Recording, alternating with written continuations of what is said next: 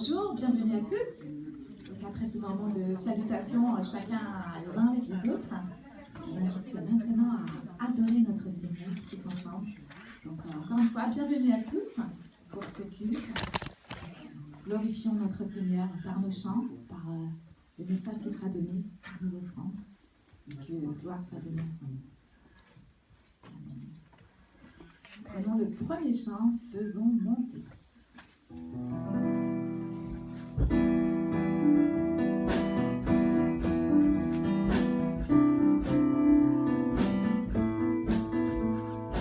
À nous la force, la joie du Seigneur, à nous la puissance, par son bras puissant, revêtu de force, entouré de gloire, assis sur le trône, à la droite du Père, faisons monter, monter, un parfum de louange, faisons monter, monter, notre adoration, faisons monter, monter, un parfum de louange, faisons monter, monter, notre adoration, à nous la force, la joie du Seigneur, à nous la puissance, par son bras puissant, revêtu de force, entouré de gloire, assis sur le trône, à la droite du Père, faisons monter, monter, un parfum de louange, faisons monter, monter,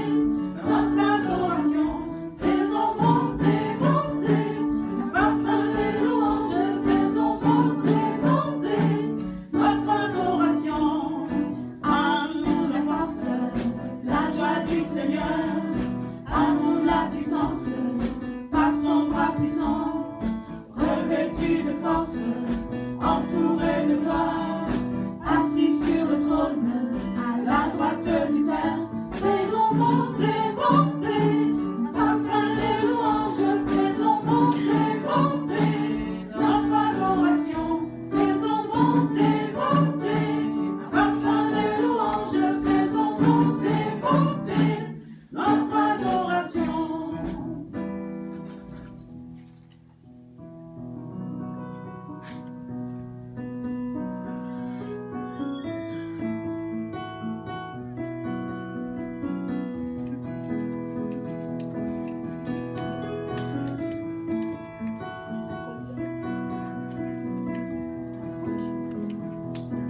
C'est dans les calmes et la tranquillité que sera notre force. Et la confiance en ta fidélité sera notre paix. C'est dans les calmes et la tranquillité que sera notre force. Et la confiance en ta fidélité sera notre paix. Nous avons tant de peine à croire en tes promesses et à ne pas compter sur nos propres efforts. C'est dans les calmes et la tranquillité que sera notre force. Et la confiance en ta fidélité sera notre paix. C'est dans le calme et la tranquillité que sera notre force. Et la confiance en ta fidélité sera notre paix. Car tu attends de nous révéler ta tendresse et de convaincre nos cœurs de ta compassion. C'est dans les calmes et la tranquillité que sera notre force. Et la confiance en ta fidélité sera notre paix. C'est dans les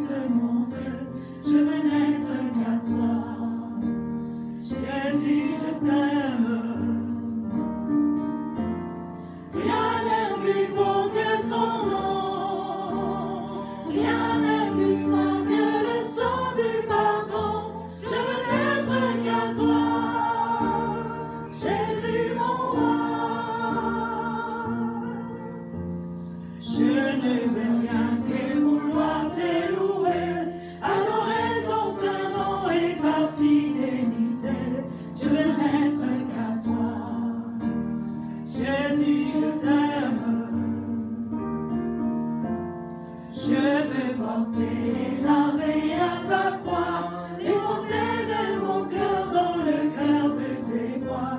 Je veux n'être qu'à toi, Jésus, je t'aime. Rien n'est plus beau que ton nom, rien n'est plus saint que le sang du pardon. Je veux n'être qu'à toi, je veux n'être qu'à toi, je veux n'être qu'à toi, Jésus mon roi.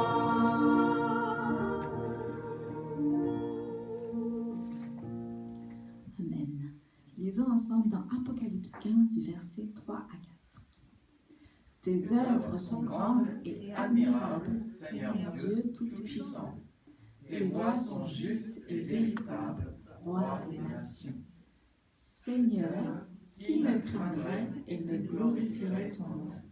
Car seul tu es saint, et toutes les nations viendront et se prosterneront devant toi, parce que ta justice a été manifestée.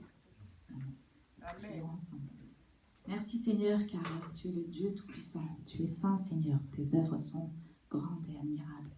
Nous voulons aujourd'hui te glorifier, te louer en ce moment, tous ensemble, d'un seul cœur, pour donner gloire à ton nom, Seigneur, et venir ici, en ta présence, te glorifier. Bénis ce moment, que nous puissions être dans ta présence et de tout notre cœur pouvoir te louer et t'adorer, que gloire et justice te soient rendues, Seigneur. Amen. Amen. Je voudrais rappeler donc qu'il y a un petit fascicule pour vos coordonnées, pour que nous ayons bien sûr vos coordonnées. Et pour ceux qui sont là depuis plus longtemps, vous pouvez aussi y inscrire vos prières, que nous puissions connaître vos besoins et prier tous ensemble pour vous, dans les groupes de maison ou le pasteur, ou chacun, nous ayons vos sujets de prière.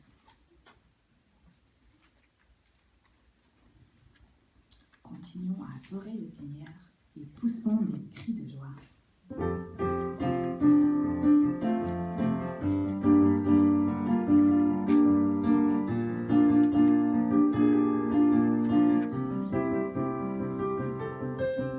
Pousse un cri de joie, mon âme,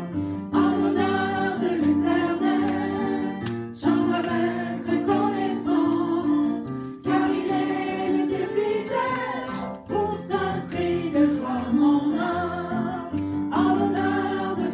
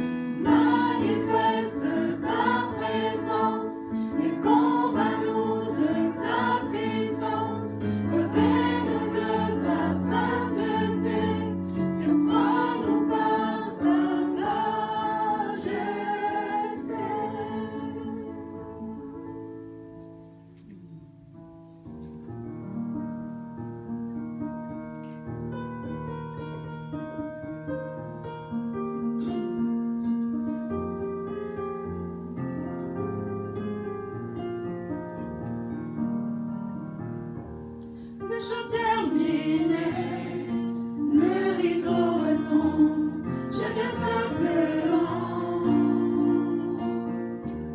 porter mon offrande, car j'ai le désir de réjouir ton cœur.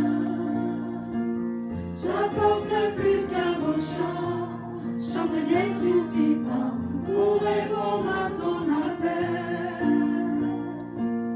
Les apparences sont trompeuses, tu vois bien au-delà. Oh Dieu, tu sondes mon cœur. Je reviens au cœur de la louange, tout est centré sur toi, Jésus.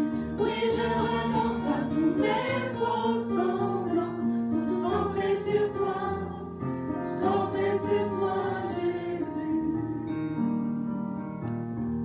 Pour l'éternité, qui peut exprimer ce dont tu es dit? Bien que faible et pauvre, je te donne tout, prends toute ma vie. J'apporte plus qu'un beau chant, chanter ne suffit pas pour répondre à ton appel. Les apparences sont trompeuses, tu vas bien au-delà. Oh Dieu, tu sondes mon cœur. Je reviens au cœur de la louange, tout est centré sur toi, Jésus. Oui, je renonce à tous mes faux semblants pour tout centrer sur toi, Jésus.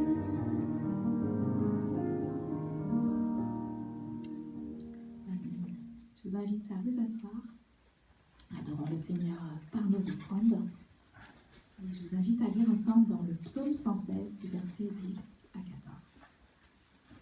J'ai cru quand j'ai parlé, j'étais très malheureux. Je disais dans ma précipitation, tout homme est menteur. Comment rendrai-je à l'Éternel tous ses bienfaits envers moi?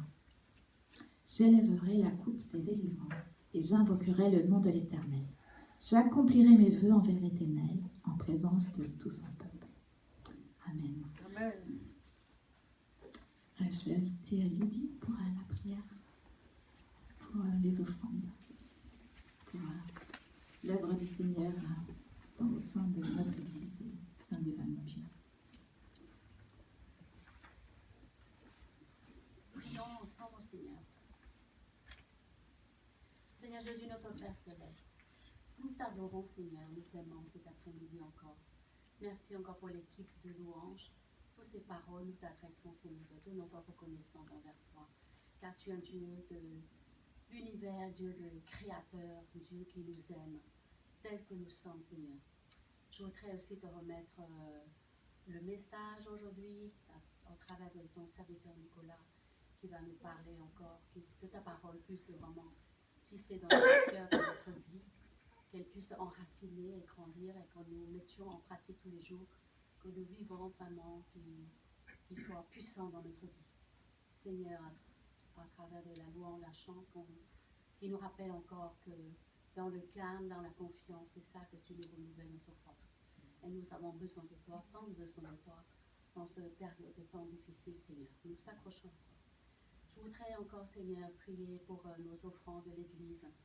Bénis ton Église, Seigneur, et les frères et sœurs qui puissent donner avec joie, sans contrainte, mais avec un cœur reconnaissant, Seigneur. Lorsque nous investissons notre argent, notre cœur, tout notre entière pour toi, que nous allons recevoir double, triple, Seigneur, que tu vas nous bénir, que tu vas verser tous les trésors du ciel, que tu vas nous combler dans tout le domaine dans notre vie. Que ton nom soit élevé et loué encore cet après-midi. Amen. Amen. Amen.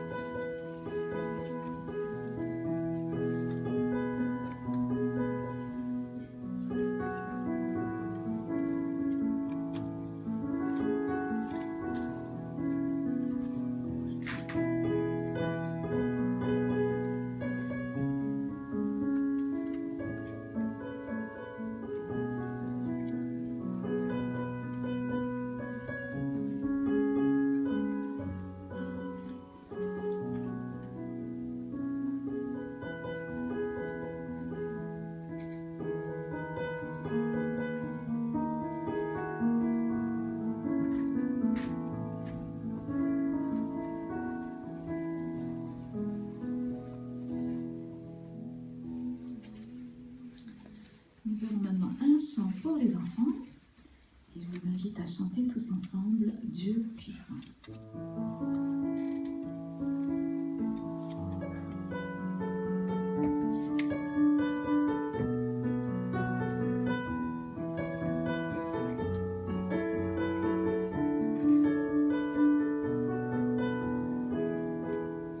Dieu puissant, conseiller, prince de paix, rédempteur, consolateur, Seigneur. Tu pardonnes, tu restaures, tu nous guéris. Qui pourrait se comparer à toi? Je veux t'adorer, je veux te louer, car tu m'as aimé le premier. Tu m'as pardonné de tous mes péchés, je suis libéré, sauvé. Dieu puissant, conseiller, prince de paix, rédempteur, consolateur, Seigneur. Tu pardonnes, tu restaures, tu nous guéris. Qui pourrait se comparer à toi?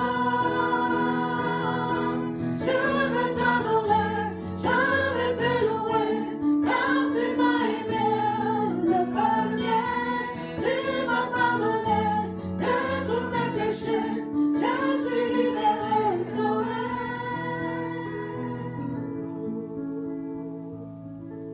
Amen. J'invite les enfants à rejoindre leur classe. Et avant le message, nous avons le témoignage de Béatrice que j'invite.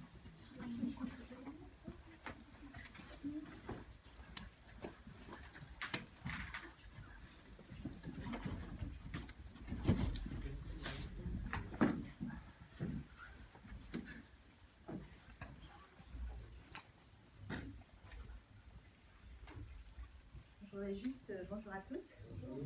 Et j'avais vraiment, enfin, j'ai envoyé un petit message cette semaine à Nicolas pour lui dire vraiment combien le groupe de maison m'avait vraiment encouragé, fait du bien. Et puis il me dit, bah, pourquoi tu ne partagerais pas à l'église? Et voilà, en fait, j'ai même pas donné de détails sur ce que j'avais vécu, mais je voulais en fait tout simplement dire à quel point ce groupe de maison me fait du bien.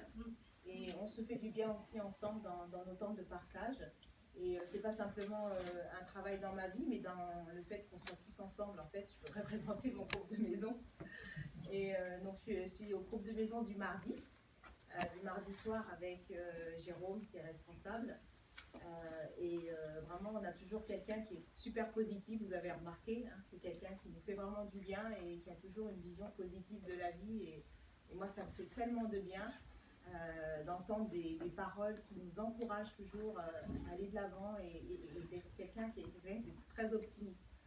Et puis dans le groupe, il y a aussi Evelyne qui est vraiment un soutien, vraiment merveilleux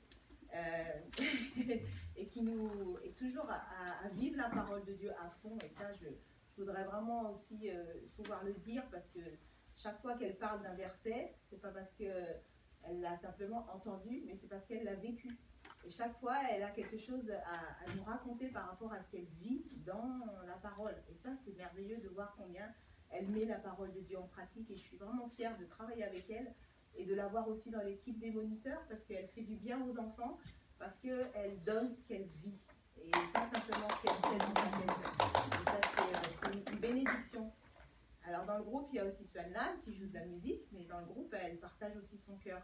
Et ça me fait du bien aussi de savoir que elle partage aussi ses soucis, elle est vraie avec nous, quoi. Et ça nous fait du bien de voir que les choses ne sont pas cachées, mais on peut vraiment dire les fardeaux des uns et des autres. Et puis dans le groupe, il y a Nina aussi qui a fait de belles expériences avec le Seigneur. Et ces derniers temps, vraiment, le Seigneur l'a bénie, elle a perdu son travail à cause du Covid. Et elle a pu regagner son poste et vraiment le Seigneur a fait vraiment de grandes choses. Et le fait de prier les uns avec les autres, ça l'a fortifiée et puis elle continue à se confier dans le Seigneur avec son petit Elliot, qui a eu un petit traumatisme parce que par un chien qui lui a fait vraiment très peur. Et ça fait quelques semaines qu'on prie pour lui et on voit le petit qui revient et qui reprend confiance vraiment rapidement. Et chaque semaine, elle nous donne des nouvelles en nous disant qu'il va de mieux en mieux. Et un enfant qui est traumatisé, parfois ça peut laisser des séquelles longtemps. Et ben on voit Elliot qui reprend vraiment confiance au fur et à mesure. Et puis Swanline qui a proposé de lui donner un petit chien en peluche pour le rassurer. Voilà, c'est ça la solidarité d'un groupe de maison. Et c'est ce qu'on vit au quotidien dans nos vies qui est apporté. Et on trouve des solutions ensemble. Et puis dans le groupe, il y a aussi toute une grande partie du groupe d'ados, enfin de jeunes adultes maintenant. Parce que moi je les vois grandir, alors bon, maintenant c'est des jeunes adultes. Hein.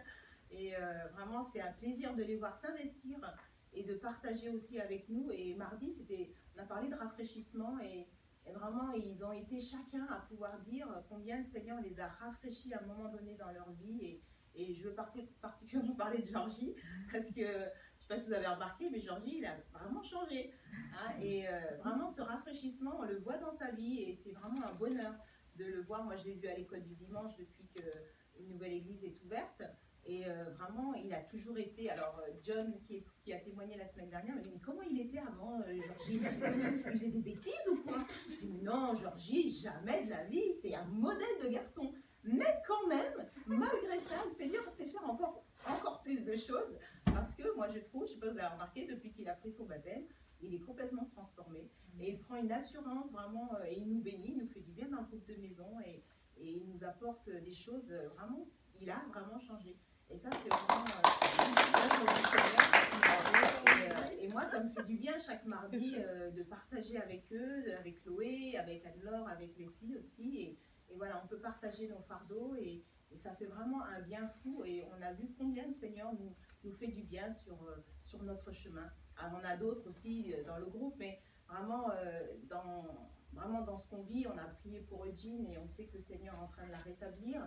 Et vraiment, tous nos fardeaux sont apportés dans ces temps de partage et ça nous fortifie. Et on repart pour une nouvelle semaine encouragée, fortifiée. Et vraiment, moi, je suis bénie vraiment d'être dans ce groupe. Et à chaque mardi, je me dis: ah, c'est mardi, mais ah oui, c'est mardi finalement. Parce que c'est vrai qu'on se dit: allez, on va prendre un temps en plus sur notre emploi du temps, mais finalement, quand on en ressort, on est tellement béni et ça nous fait du bien, ça nous motive pour aller de l'avant et on sait qu'on est soutenu et le Seigneur aussi entend nos cœurs et puis il y répond au fur et à mesure en son temps. Et ça fait du bien. Voilà. Amen.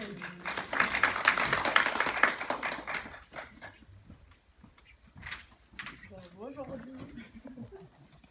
Bonjour à tous.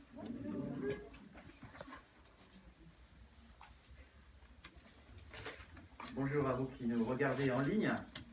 Donc, tu parlais de Engine et de Jérôme et sa famille qui, comme vous le remarquez aujourd'hui, ne sont pas parmi nous, puisque Jérôme est cas contact et que la famille a de nouveau le Covid. Donc, c'est important de ne pas les oublier dans la prière, de bien penser à eux. Alors là, je suis sûr que c'est les British qui sont coupables. Hein. C'est sûr que c'est la variante de British, puisqu'ils ont eu déjà l'autre variante en mars. Là, c'est évident que c'est les British. Bon, voilà. Bon, les British, ils ont quitté l'Europe, donc on a bien le droit de dire quelque chose. Hein. Le message que j'ai pour vous ce matin est un message qui est différent. Alors, je m'excuse déjà pour... si vous me connaissez, vous savez que je ne fais pas des messages courts en général. Mais c'est un message différent, tout simplement parce que, comme le gouvernement l'a dit, et comme la Bible le dit, nous sommes en guerre. La Bible le dit dans Éphésiens au chapitre 6, nous sommes dans une bataille spirituelle, et nous sommes au milieu de temps difficiles. Je discutais tout à l'heure avec les uns et les autres, je disais, mais quel a été le bon moment de la semaine? Le bon moment de la semaine, c'était le moment où vous avez pu travailler tranquillement. Et pas écouter les nouvelles, pas être inquiété par le couvre-feu à 18h. Il n'est pas facile de vivre ces temps difficiles que nous traversons. Et ces temps sont d'autant plus difficiles qu'ils nous font abandonner les choses que nous voulons faire, qui sont normales, des choses relationnelles, des choses bonnes pour notre psychisme et des choses bonnes pour le Seigneur. elle nous paralyse dans notre pratique de la volonté de Dieu. Et ça, c'est un vrai problème. Chaque fois que le gouvernement nous parle de confinement, nous finissons par abandonner les choses que nous voulions faire, y compris parfois la pratique de la volonté de Dieu. Alors à chaque fois, on nous a fait le coup. Excusez-moi, mais nous sommes dans un pays libre. La laïcité, c'est le principe de croire ou de ne pas croire et d'exprimer notre foi ou de ne pas l'exprimer, comme d'exprimer notre opinion ou de ne pas l'exprimer. Alors aujourd'hui, je ne vais pas mâcher mes mots. D'abord, on nous parle de 15 jours, et puis on dit, ça remet tout à 15 jours. On remet à 15 jours ce qu'on voulait faire en termes aussi de pratique de la volonté de Dieu. Et puis passant de 15 jours à 15 jours à 15 jours à 15 jours, au final, ce qu'on a remis à plus tard devient une habitude de vie dont on ne se sort plus. Et vous voyez, le problème, c'est que on voulait pratiquer la volonté de Dieu cette semaine, mais il y a des choses qu'on ne peut plus faire, alors on le remet à plus tard, et puis de 15 jours à 15 jours à 15 jours à 15 jours, finalement, on n'a toujours pas fait la volonté de Dieu, et on a juste pris l'habitude de ne plus le faire. La circulation du Covid, les médias, l'ambiance de peur, le couvre-feu, l'incertitude du confinement, qui est juste indéfinissable et difficile à vivre, nous pousse à ne plus faire la volonté de Dieu. Pire encore, il pose dans notre texte de la peur, des barrières, des obstacles et crée en nous des mauvaises habitudes dont on ne se défait plus. Alors peut-être vous vous posez la question, de quoi est-ce que Nicolas parle? Il suffit que le gouvernement décrète un confinement en mars 2020 et qu'on vive 77 jours de confinement pour que nombre de nos frères et sœurs qui sont chers à notre cœur pourtant ont cessé de pratiquer l'adoration dominicale que notre Dieu chérit. Il y a 15 jours, il suffit que le gouvernement décrète couvre-feu à 18h et dans l'église, c'est moins 25% le dimanche. Mais que se passerait-il si demain le gouvernement nous persécutait? Cesserais-tu de faire la volonté de Dieu? Cesserais-tu d'adorer le Seigneur des Seigneurs, le Maître, celui qui a vaincu la mort? Que se passerait-il si le gouvernement disait « l'Église, c'est fini pour 15 jours » ? En tant que pasteur, je suis extrêmement inquiet. Que se passerait-il si le gouvernement disait « plus de louanges, plus de prédications » ? Nous allons vous dire ce que vous avez le droit de faire, de prêcher, de croire, de penser, de dire et de vivre. Nous allons vous dire quand vous avez le droit de le faire. Nous allons vous dire si vous avez le droit de le faire et nous allons vous dire comment vous avez le droit de le faire. Et nous déterminerons votre liberté religieuse et votre discours. Que se passerait-il si ça arrivait? Juste pour info, c'est déjà arrivé. Et le Conseil d'État a déjà condamné le gouvernement pour restriction abusive de liberté religieuse. 2 fois. Et je dis merci aux catholiques qui se sont aussi battus pour nous.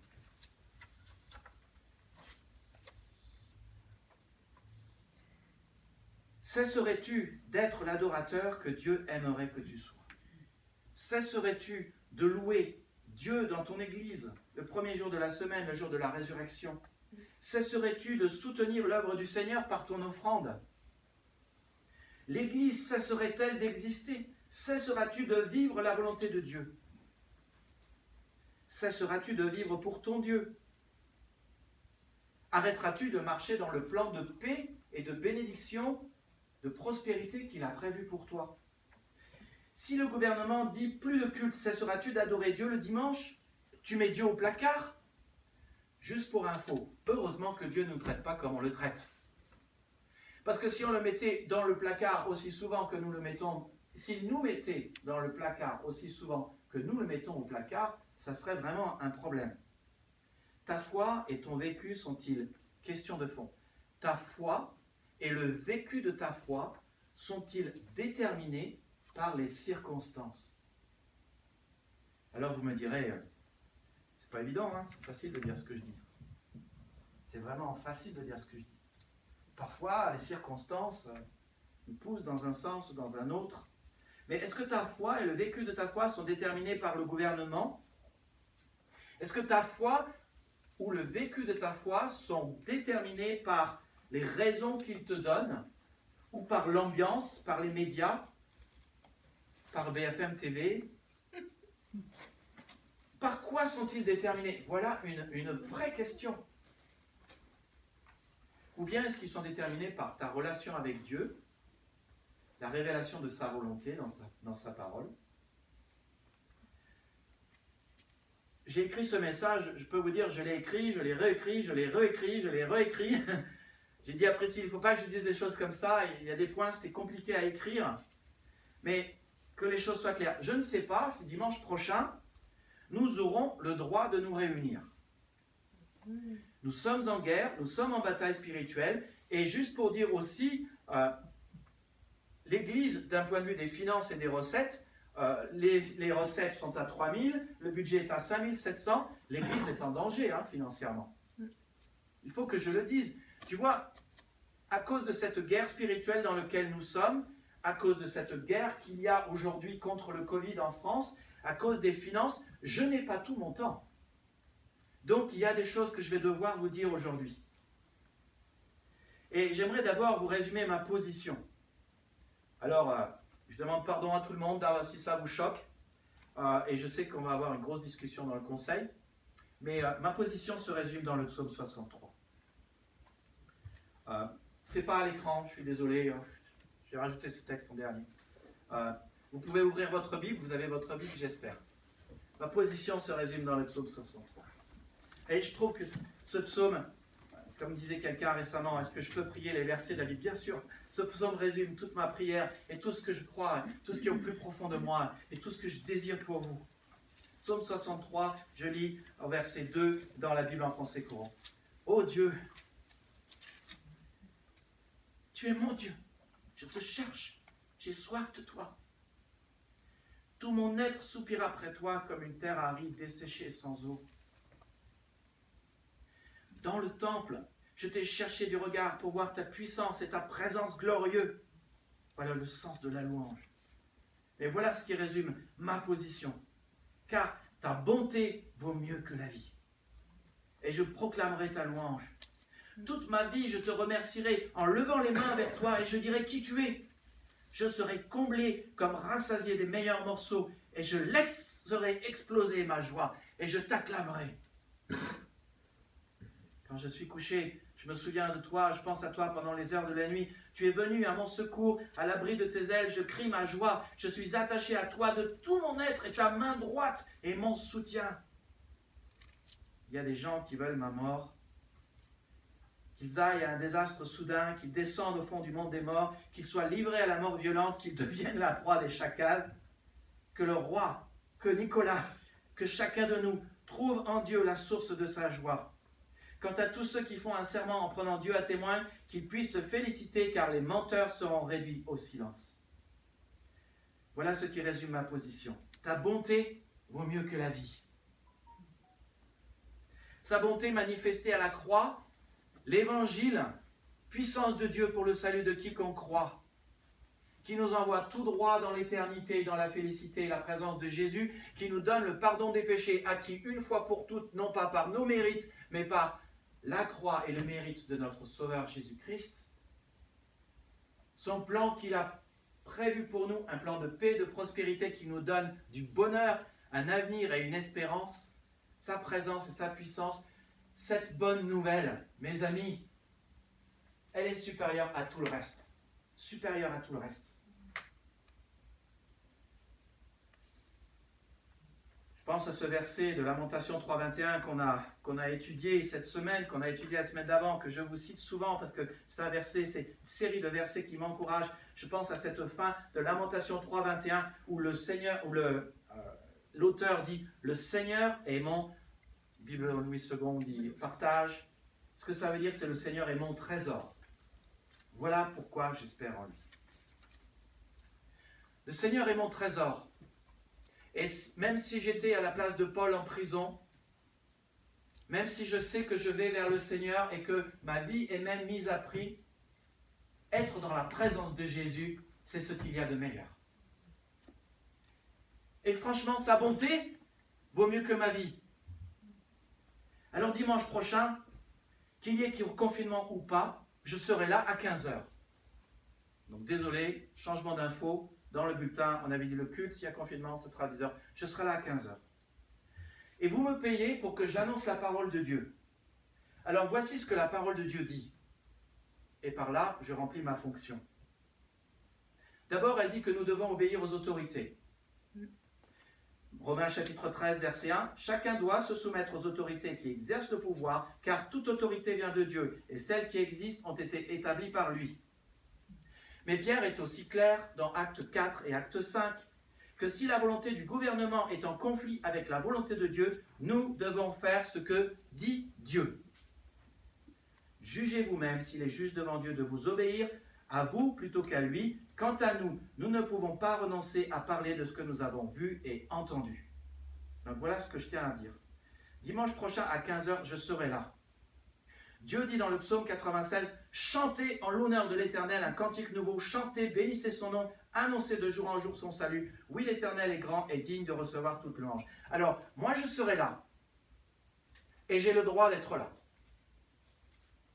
Si vous pensez que Dieu vous dit de venir quand même l'adorer, si vous pensez que Dieu parle à votre conscience et qu'il vous commande et vous dirige à faire ce qu'il est dit dans ce psaume, alors venez.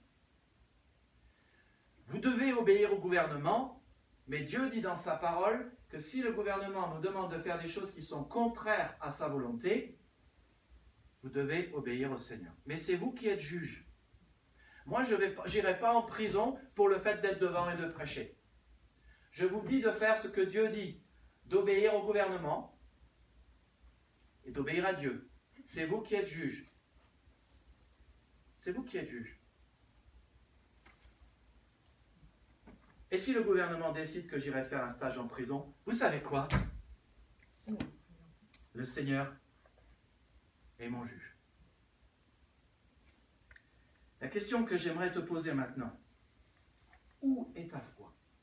Et où est l'obéissance de ta foi? La parole de Dieu nous rappelle, et donc je vous invite à prendre les notes du message, vous avez les versets du message, des versets clés et des versets qui sont extrêmement importants. Ils ne sont pas encore là, mais vous les verrez à l'écran. Nous rappelle, sans la foi, il est impossible d'être agréable à Dieu. Hébreux 13, 6.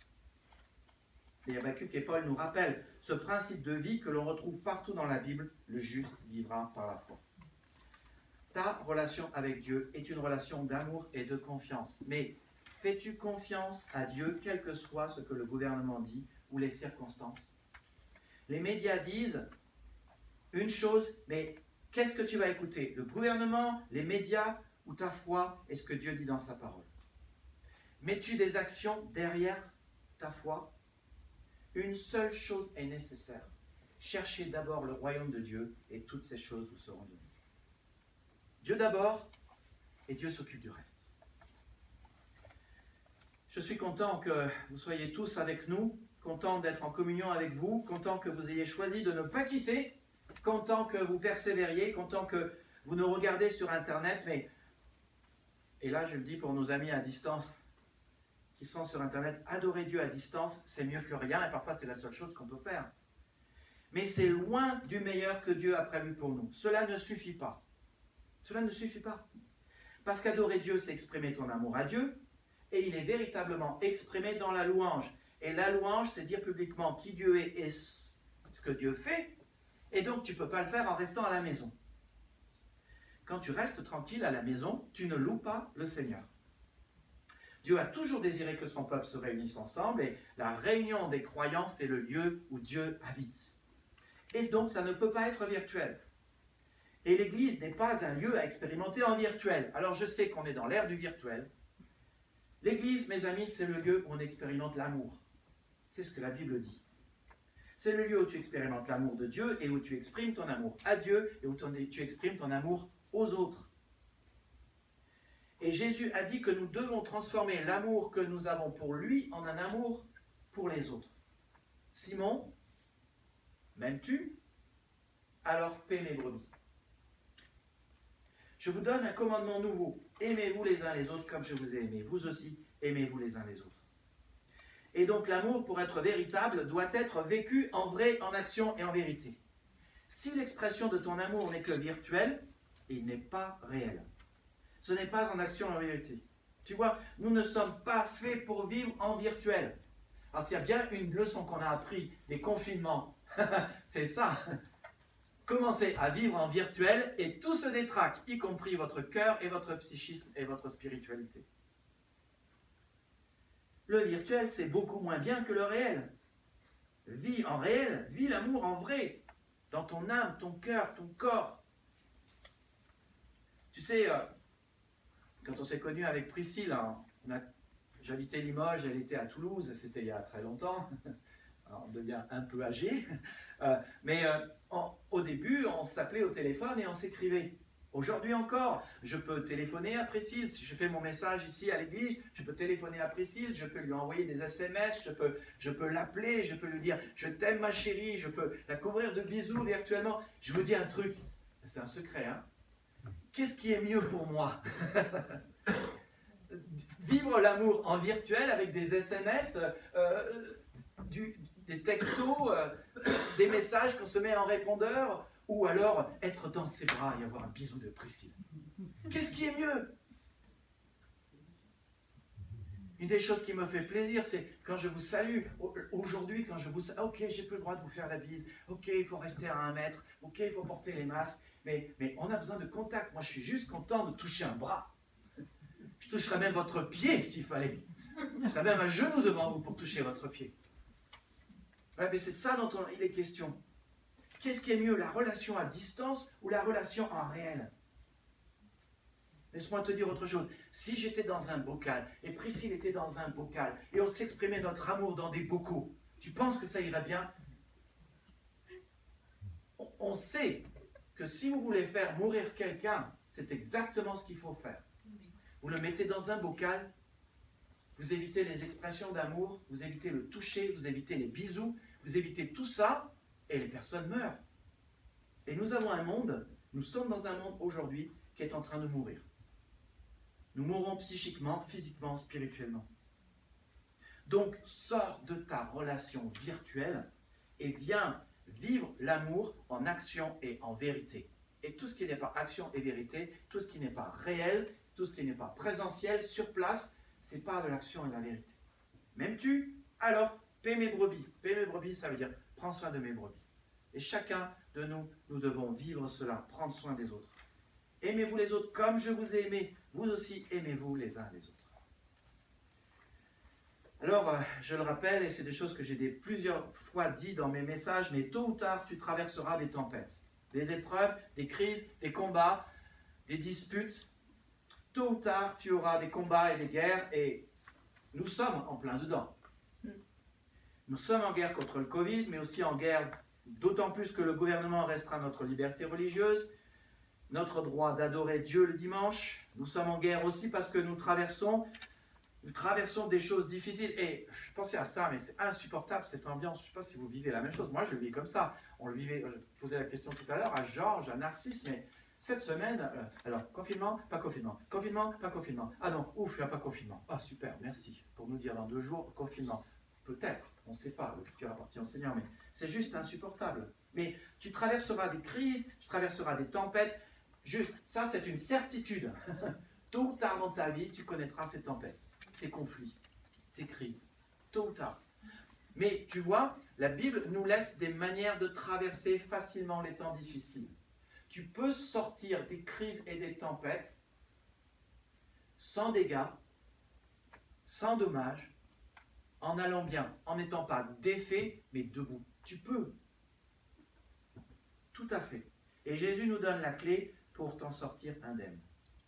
Et il nous donne le paramètre que chacun dans l'Église peut vivre et que nous devrions vivre en tant qu'Église, les deux, pour sortir des tempêtes indemnes. Et tu connais peut-être ce texte, Matthieu 7, 24, 25. Ainsi quiconque écoute ce que je viens de dire et le met en pratique sera comme un homme intelligent qui a bâti sa maison sur le roc. La pluie est tombée, les rivières ont débordé, la tempête s'est abattue sur cette maison, mais elle ne s'est pas écroulée car ses fondations avaient été posées sur le roc.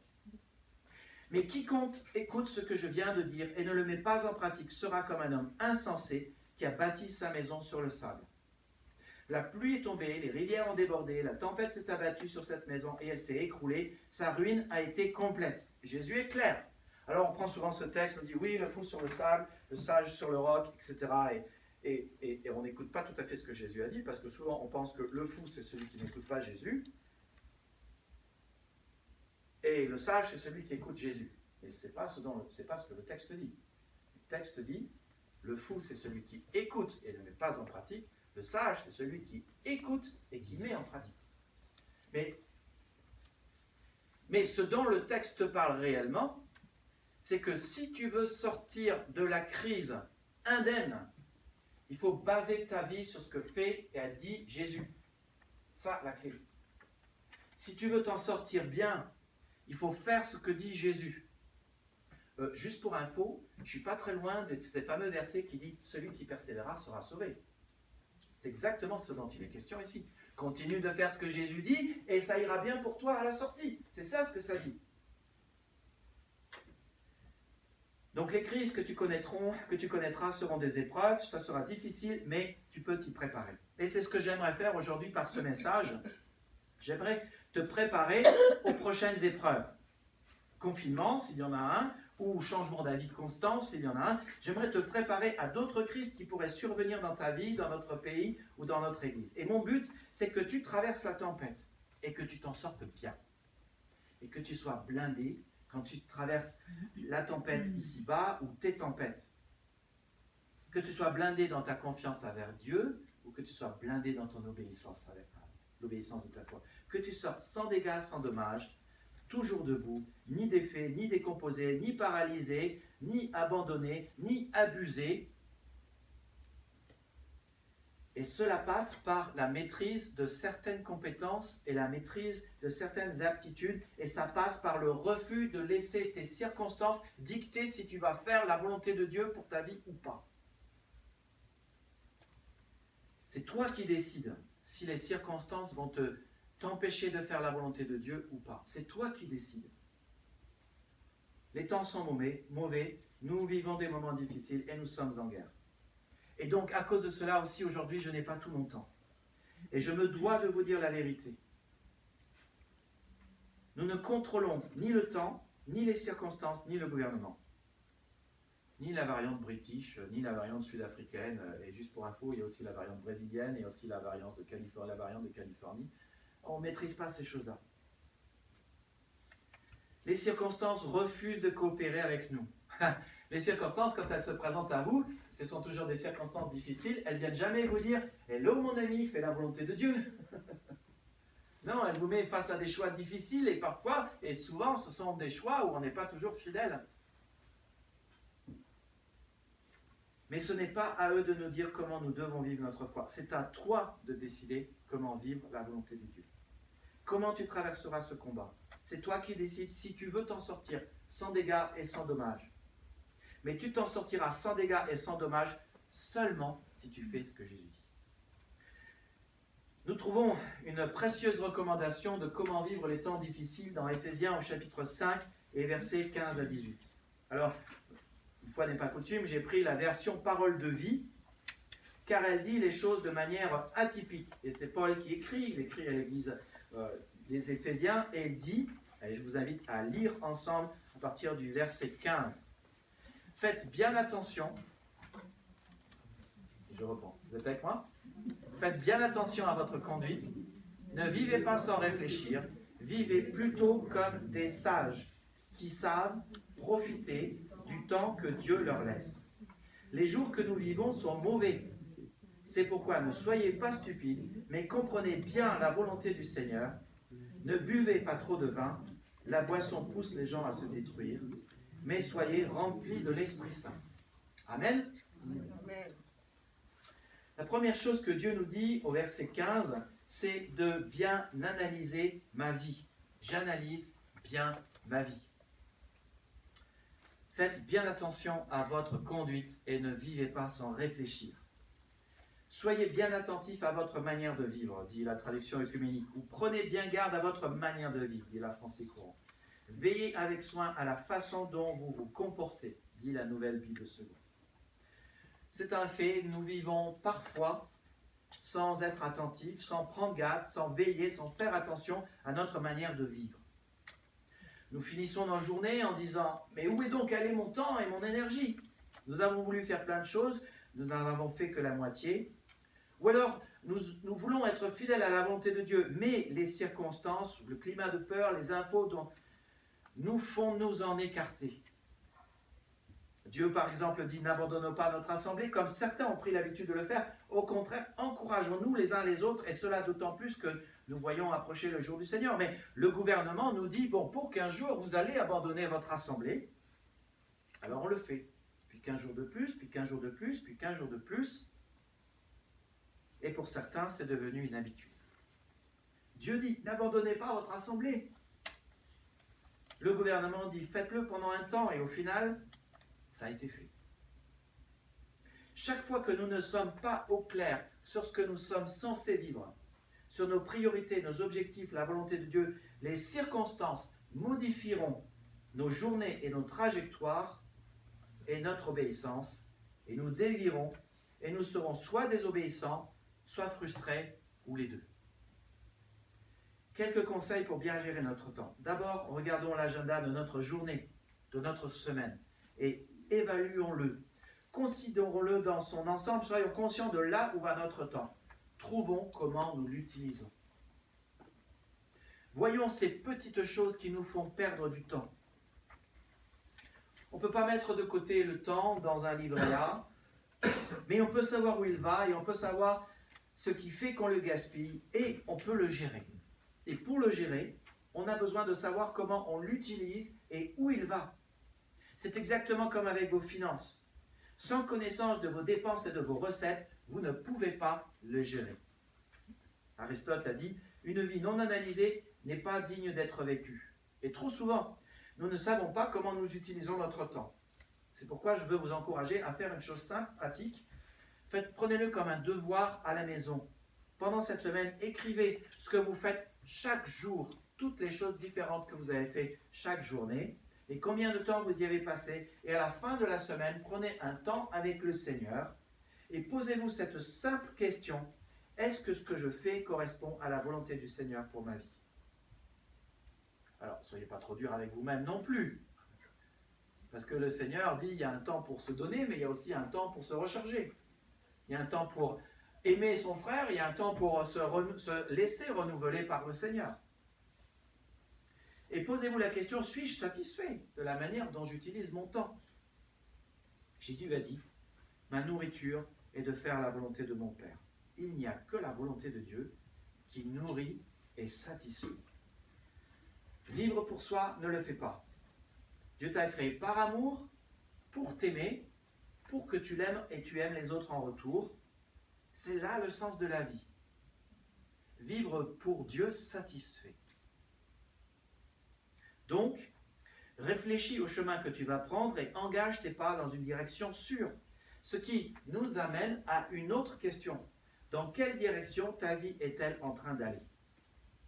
Si tu ne viens déjà plus au culte, tu t'éloignes un peu de Dieu. Jésus a dit, là où 2 ou 3 sont réunis en mon nom, je suis au milieu d'eux. Combien de temps ça va prendre pour que tu franchisses la barrière et cet obstacle qui a été posé par ton entourage ou dans ta tête et qui fait que tu ne viens plus à l'église? Combien de temps ça va prendre pour que tu ailles dans un groupe de maison et que tu choisisses enfin d'être encouragé par des hommes et des femmes qui sont comme toi et qui n'attendent qu'une chose, de t'encourager? Combien de temps? Quelle volonté de Dieu, à cause des circonstances, as-tu cessé de vivre entre adorer, appartenir à une église, avancer, aider et annoncer? Engage tes pas dans une direction sûre. Je le dis autrement. Si tu ne choisis pas consciemment de faire confiance à Dieu et de lui obéir, cela n'arrivera pas. Les circonstances et les temps difficiles ne coopèrent pas. Ils ne te poussent pas à être plus près de Dieu. C'est toi qui choisis à lui faire confiance, à être renouvelé par lui ou à être plus proche de lui. Deuxième chose importante pour bien gérer ton temps, je fais bon usage du présent. Je fais bon usage du présent. Vivez comme des sages qui savent profiter du temps que Dieu leur laisse. Les jours que nous vivons sont mauvais. La Bible en français courant dit « Faites un bon usage de toute occasion qui se présente à vous ». La traduction œcuménique dit « Mettez à profit le temps présent et la Bible seconde dit racheter le temps. Cela veut dire saisissez le présent tant qu'il est là. C'est ce que j'essaye de faire aujourd'hui en étant direct et véridique. Parce que nous n'avons pas tout notre temps. Et je ne sais pas si dimanche prochain, nous aurons le droit de nous réunir et si vous serez là. Moi, je serai là. Quand l'occasion se présente, saisis-la. Lorsque les possibilités se présentent à toi de faire la volonté de Dieu, saisis-la. Lorsque la possibilité se présente d'aimer ton prochain, fais-le. Lorsque la possibilité se présente à toi de faire le bien, arrête de trouver des excuses. Lorsque la porte est ouverte pour que tu partages le message de la bonne nouvelle, parle. Allez voir cette bonne vidéo que m'a envoyée Sabrina cette semaine.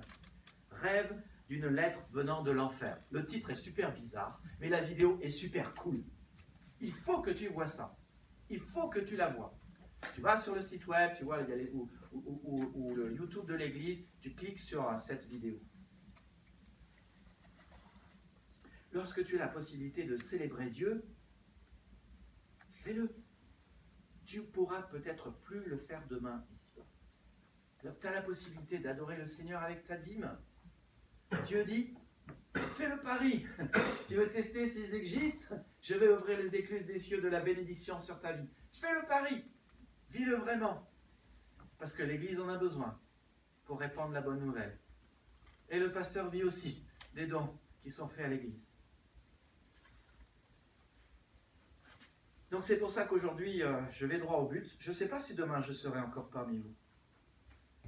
Je ne sais pas si je serai avec le Seigneur, si je devais tomber malade. Je ne sais pas si je serai en prison. Mais si je ne suis pas là demain, vous avez tout ce qu'il faut pour continuer. Vous avez non seulement des hommes, je pense à Jérôme, à Eric, qui sont des hommes de foi, qui annoncent bien la parole de Dieu. Vous avez des femmes qui sont très fortes et qui annoncent très bien la parole de Dieu. Je disais à Priscille hier dans le lit, je disais, mais Priscille, mais tu ne réalises pas les trésors que tu peux nous transmettre. Et Swanlan et Béatrice et Colette sont des femmes de foi et elles ont tant de choses qu'elles pourraient nous apporter. Mais les choses continuent. J'espère bien. Nous avons tout ce qui est nécessaire. Ce n'est pas l'église de Nicolas. Ce n'est pas une église où il y a seulement Nicolas qui agit, qui œuvre. C'est une église où il y a le Seigneur. Et vous avez tout ce qu'il faut. Donc j'espère bien vous continuer. Je l'ai dit tout à l'heure, l'église est en danger. 25% de nos frères et sœurs ne sont pas revenus. Et l'église est en danger parce que nous pensons facilement que nous pouvons participer à l'église en restant derrière la vidéo ou parce qu'on n'a pas besoin d'être là. Pourquoi je serai là? Mais le truc, c'est qu'avec une personne qui part et une personne qui donne un peu moins, finalement, le temps est compté dans l'église. Finalement, on peut vivre sur les réserves, effectivement, pour être peut-être tôt ou tard obligé de grignoter le fonds bâtiment, et finalement, dans 10 mois, on ferme l'église. C'est peut-être pas 10 pour réviser tout cela, mais tout ceci pour dire que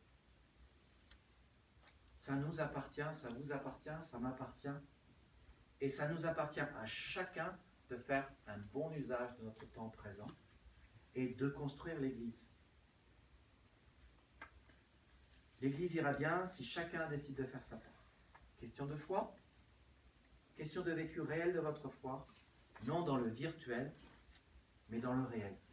Je ne peux pas vivre votre foi, je ne peux pas remplacer le réel que vous ne vivez pas si vous êtes en vidéo ou pas ici. L'église ira bien si vous comprenez que Dieu désire votre adoration, désire que vous le louiez pour tout ce qu'il est le dimanche en vrai. Elle ira bien que si vous comprenez que Dieu veut que vous l'adoriez avec toute votre vie, votre cœur, vos finances, votre sexualité. Elle ira bien si vous parlez des bienfaits du Seigneur et témoignez à vos amis, parce qu'il y a des gens qui meurent. Il y a aujourd'hui des gens qui sont tellement désespérés. Un de nos fils récemment avec lequel je parlais disait « Papa, il y a des étudiants qui se suicident parce qu'ils sont désespérés. » Les gens sont désespérés. Regardez la vidéo, rêve d'une lettre venant de l'enfer. Cette fille qui est en enfer et qui dit à sa copine, mais on était copines, on était proches, on a tout partagé l'un avec l'autre. On a ri, on a pleuré, on a passé tant de temps ensemble et tu savais ce qu'il fallait me dire pour que je sois du bon côté. Mais tu ne me l'as pas dit. Mes amis, samedi prochain, 11h, on va dans la rue et on va demander aux gens comment vous vivez le confinement.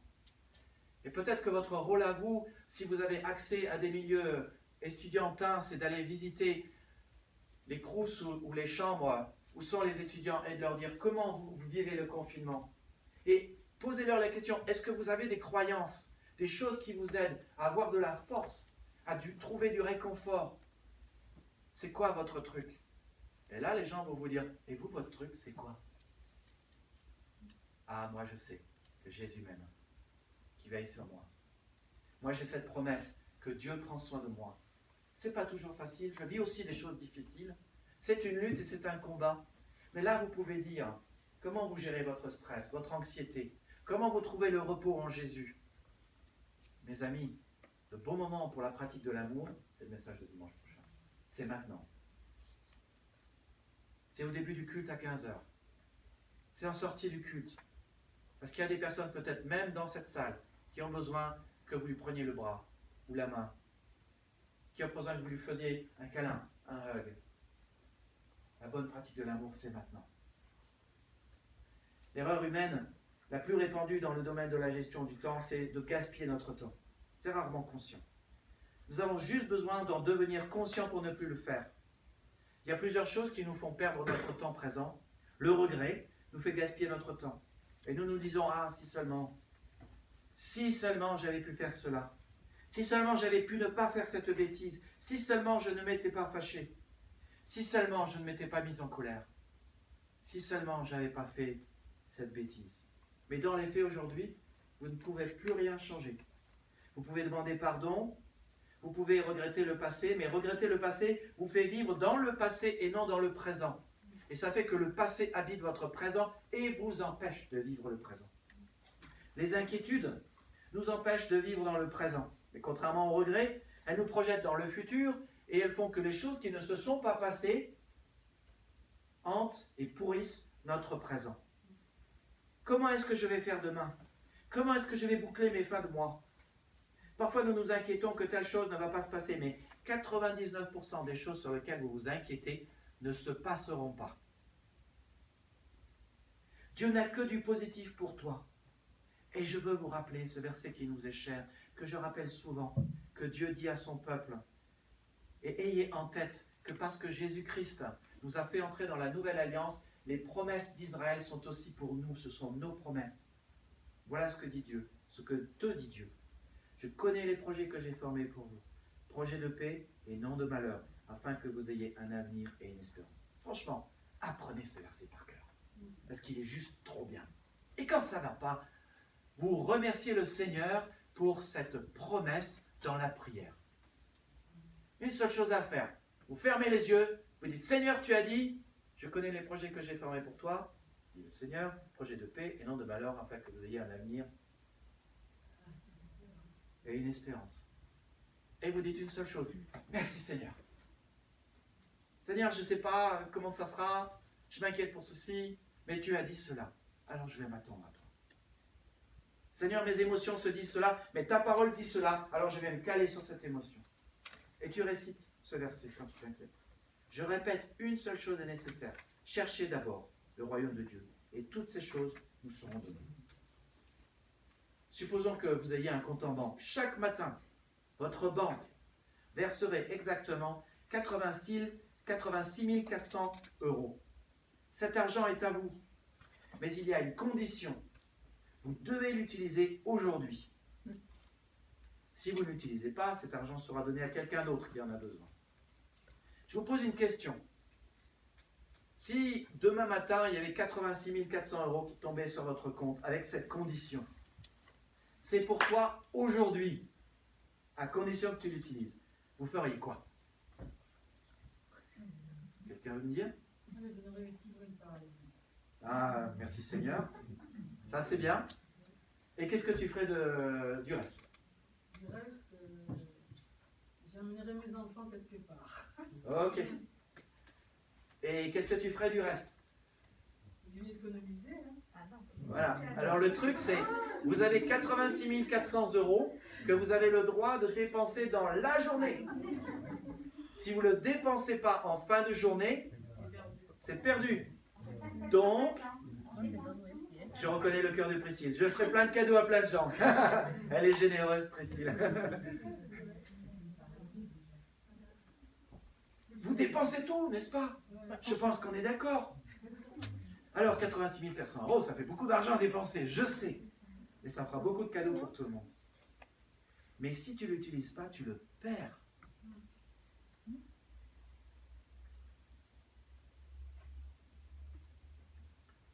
Béatrice a fait les louanges de tout le monde. Mais ce que j'aime avec toi, Béatrice, c'est que tu es toujours positive, optimiste, pleine de compassion. Et pour moi, tu es un modèle. Tu ne peux pas t'imaginer. Et pour moi, Béatrice, tu es cet exemple de personne qui, quand le temps est là, tu le prends et tu le vis pour le Seigneur. Et qu'est-ce que je suis content de t'avoir dans l'église, Béatrice. Et chacun de vous aussi. Chacun de vous a sa part. Chacun de vous est un exemple de comment vous profitez du temps présent. Comment profiter du temps et saisir les occasions lorsqu'elles se présentent. Mais c'est très simple. Vis dans le présent. Vis aujourd'hui pour encourager les autres. Évite la procrastination. Évite à tout prix. Ne te dis pas « Ah, je le ferai demain ». Ne te félicite pas du lendemain. Du genre « Ah ouais, il y a encore demain. Demain, je pourrais faire ce que je n'ai pas fait aujourd'hui. » Non, fais ce que tu peux faire aujourd'hui. Car tu ne sais pas ce qu'un jour peut enfanter. Demain, tu ne sais pas si tu es là. Tu ne sais pas si Je discutais avec mon ami pasteur de l'église baptiste de Ponto-Combo. Au moment de la crise du confinement l'année dernière, il a fait 10 enterrements. 10 enterrements en 77 jours de confinement. Il m'a dit, c'est juste insupportable. Et il le fait de bon cœur. Et il le fait pour encourager les gens. Mais 10, c'est insupportable. On ne sait pas de quoi demain sera fait.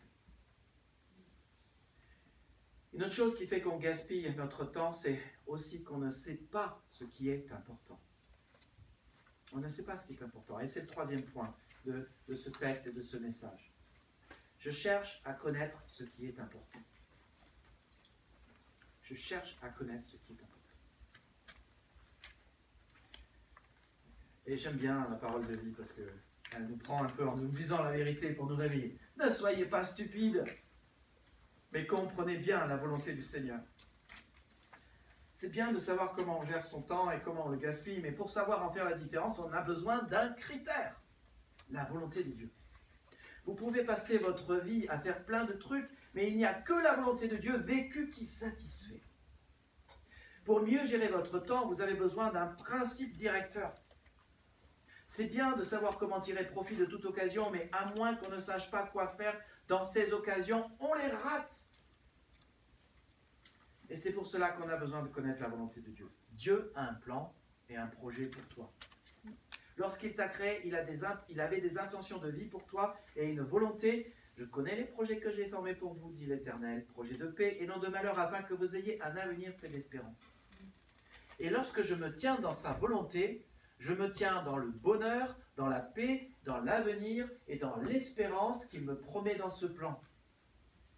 Et donc ça veut dire que je ne suis pas frustré, ou stressé, ou malheureux. C'est pour cela aujourd'hui que tant de personnes autour de nous ne vont pas bien. Elles ne savent ni que Dieu a un bon projet de bénédiction pour elles, ni qu'elles peuvent être réconciliées, ni qu'elles peuvent goûter à ces bénédictions. Mais nous pouvons y goûter. C'est pour cela que le bon moment pour aller parler aux gens de l'espérance, ce n'est pas quand le Covid est passé. Ce n'est pas quand les gens diront « le vaccin va nous sauver ». Franchement, le vaccin, je ne sais pas s'il va nous sauver. Hein. Je ne pense pas. Hein. Le bon moment pour redoubler d'amour, c'est maintenant. Le bon moment pour être au service des gens, c'est maintenant. Une autre erreur classique de gestion de temps, c'est que nous majorons par notre vie les choses mineures que Dieu a prévues pour nous, puis nous minorons dans notre vie, notre vécu, les choses majeures que Dieu a prévues pour nous. Du coup, nous ne sommes plus au centre de sa volonté. Encore une autre erreur qui fait qu'on ne vit pas bien le présent. Tu ne peux pas tout faire. C'est un fait. Parfois, nous pensons que toutes les choses sont importantes. Ça n'est pas vrai. C'est un grand mensonge. C'est faux. Alors, c'est vrai que dans la vie, il y a des choses qui sont mauvaises. Il y a des choses qui sont bonnes. Mais c'est vrai aussi qu'il y a des choses qui sont meilleures. Il y a des choses parfois qui ne sont pas nécessairement mauvaises, mais aussi, il faut le dire, parfois elles ne sont juste pas nécessaires. Tout est permis, mais tout n'est pas utile. Tout est permis, mais je ne me laisserai asservir par quoi que ce soit. Tout ne sert pas le plan de Dieu. Tout n'est pas la paix, la prospérité et le bonheur que Dieu a prévu pour moi. Aux yeux de Dieu, tout n'est pas égal. Il y a des choses neutres, il y a des choses bonnes, il y a des choses meilleures, et il valorise ce qui est, particulièrement, il valorise ce qui est éternel, la vie éternelle, la vérité, parce que la vérité, on peut construire sa vie jusque dans l'éternité dessus. Il valorise la grâce, le salut, les âmes sauvées et l'amour. Valorise l'amour. Dire oui à tout stresse, aimer sous pression. Apprenez juste à dire non. Non, je ne peux pas tout faire. Faites des choix. Il n'est pas de soldat qui s'embarrasse des choses de la vie s'il veut plaire à celui qui l'a enrôlé. La clé, c'est la sélection et l'élimination. Il y a des choses qu'on ne devrait pas vivre et d'autres qu'on devrait vivre. Il y a des programmes télé qu'on ne devrait jamais regarder et d'autres qu'on devrait regarder. Il y a des jobs qu'en tant que chrétien, on ne devrait jamais avoir et d'autres qu'on ne peut avoir. Donc, tu fais un choix. Il y a des choses qui sont la volonté de Dieu et d'autres qui ne le sont pas. Nous avons aussi de la liberté. Tout est permis. Mais il y a des choses qui sont meilleures que d'autres. À toi de choisir, à toi d'éliminer. Tu ne peux pas tout faire. Vas-tu choisir la volonté de Dieu? Vas-tu choisir le meilleur? Ou pas? Et si on peut résumer, on peut dire que Dieu veut que nous fassions 5 choses. Et ça correspond à la vision de notre Église. Dieu veut que nous ayons une vie d'adorateur. Chaque jour, nous le louions, nous soyons concentrés sur le positif qu'il est. Dieu ne veut pas que chaque jour, nous regardions ces petites choses, ces nombreuses petites choses négatives qu'il y a en France et que nous décrétions qu'elles sont grandes. Dieu veut que nous posions notre regard sur lui, et quand nous portons notre regard sur lui, sa grandeur, le fait qu'il est merveilleux, qu'il est un Dieu qui fait des exploits, soudainement les petites choses qui sont autour de nous sont juste à leur taille normale. Mais il faut poser nos yeux sur notre Dieu et nous émerveiller de sa grandeur, de sa bonté, de son amour pour nous, pour que les choses changent. L'adoration. Comment savoir si quelqu'un adore le Seigneur? Le dimanche, le jour de la résurrection, on fait ce que les chrétiens ont toujours fait. Adorer leur Seigneur ressuscité. Le rencontrer dans l'Assemblée des Saints. Et puis après, il y a l'appartenance à une église. Nous ne sommes pas faits pour être une abeille toute seule, loin de l'essaim, ou un joueur de foot sans équipe. Nous sommes faits pour faire partie d'une famille et pour appartenir. Pourquoi c'est indispensable que vous soyez dans un groupe de maison? Parce que plus fort, nous sommes ensemble plus forts.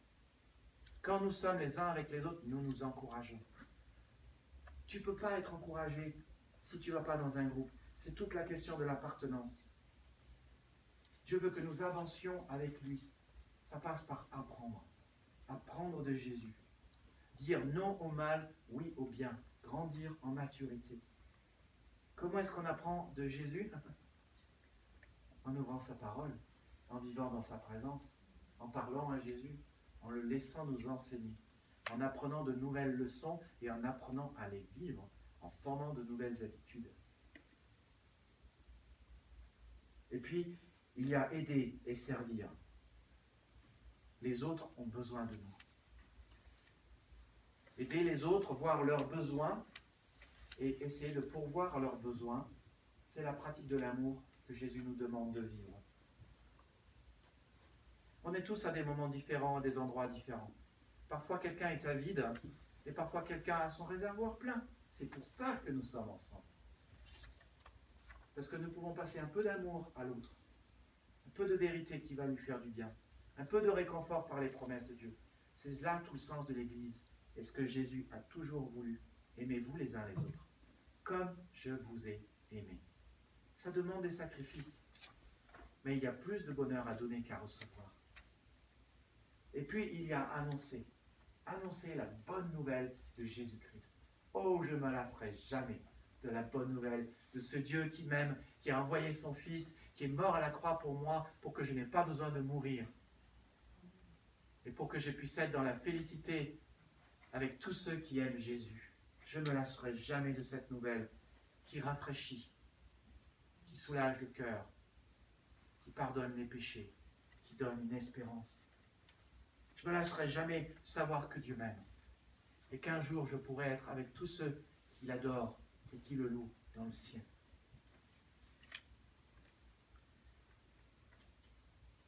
Vivre la volonté de Dieu, c'est ce qui fait que vous sortirez indemne des crises et des tempêtes. C'est ce qui fait que vous vivrez plus facilement les moments difficiles. Alors je sais, vous allez me dire, facile à dire, pas toujours facile à faire. Mais nous avons la puissance du Seigneur qui agit en nous, son esprit. Et Dieu sait comment nous sommes capables de faire et d'agir pour sa volonté. Mais il y a une chose qui est importante, et c'est le dernier point. Si parfois vous vous dites, ouais mais c'est pas si facile Nicolas, de vivre la volonté de Dieu. D'abord j'aimerais dire que je vous comprends. Je vous comprends, parfois c'est vachement dur. Moi je vous souviens, on en parlait tout à l'heure, on a pleuré ensemble. Bon, on a tellement de choses difficiles en ce moment, moi je suis sur le bord des larmes maintenant, pas mal de choses. Hein. Mais à la fin du repas, on s'est pris la main, on a prié pour le culte avec Priscille. Et j'ai dit, Priscille, tu te souviens, quand j'ai passé un moment tellement difficile, tu m'as lu le psaume 23. Et j'étais en pleurs devant toi. Et Priscille m'a dit, tu le crois? Et j'étais là, je disais, j'aimerais, mais j'y arrive pas. Priscille m'a répété le psaume 23. Et j'ai essayé de l'écouter.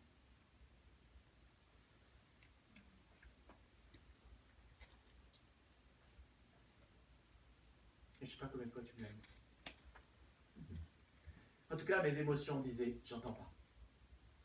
Parce que j'étais tellement mal au fond de moi.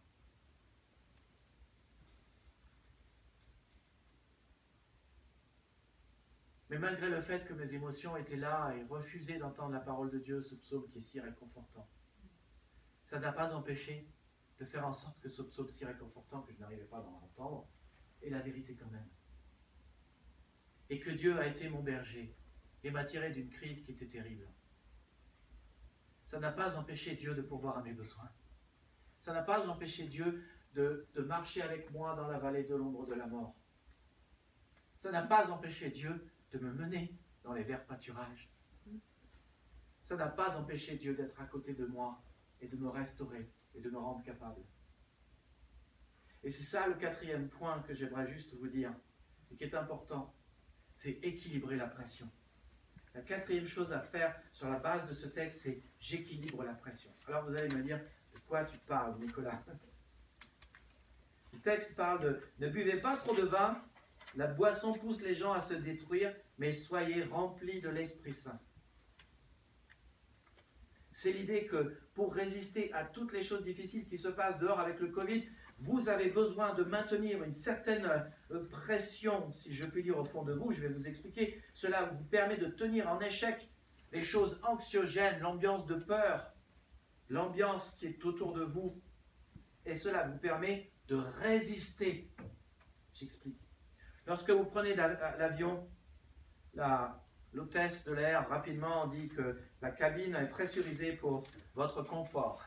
Ce qu'elle ne dit pas, c'est que la cabine est pressurisée pour résister à la pression extérieure. Si la cabine n'était pas pressurisée, vous gonfleriez. Tu vois ce que ça veut dire? Vous gonfleriez de partout. Peut-être même jusqu'à en exploser. Et pour que cela n'arrive pas, le capitaine met la pression dans la cabine à un niveau raisonnable. C'est une loi de la physique. Pour contrer la pression extérieure, tu dois avoir une pression intérieure. C'est comme si tu prends un ballon. Si tu veux que le ballon existe, il faut que tu mettes de la pression dans le ballon. Et mettant de la pression dans le ballon, il résiste à l'atmosphère, à la pression atmosphérique, et il continue d'exister. Mais si le ballon n'avait pas cette pression au fond de lui-même, il ne pourrait pas exister. Et je pense que tu comprends ce que je veux dire. C'est que les hommes que nous sommes fonctionnent d'une manière semblable. À chaque fois qu'ils font face à des pressions, ils se mettent à compenser. Alors, c'est humain, c'est naturel, c'est universel, c'est intemporel. Chacun de nous, nous compensons avec différentes choses. Mon ami, rien de nouveau sous le soleil. Du temps des Éphésiens, ça se faisait avec un bon coup de rouge. Aujourd'hui, certains le font avec de la vodka, du rhum, du whisky ou de la bière. Moi, j'aime bien la bière, mais j'essaie de faire attention à la bière. On est là et on compense.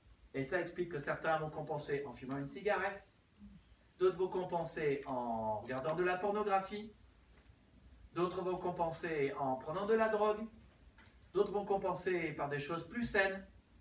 Mais il y a une chose à savoir. Plus il y a de stress, plus on compense. Le seul problème, c'est qu'aucune de ces substances ne règle définitivement le problème. Elles passent, elles coûtent, et il faut en racheter. Les problématiques ressurgissent dès que les substances s'en vont. Aucune de ces substances n'aide à résister à la pression extérieure véritablement. Et en fait, ces choses détruisent. Comme exactement, Paul nous le dit, ne buvez pas trop de vin, la boisson pousse les gens à se détruire.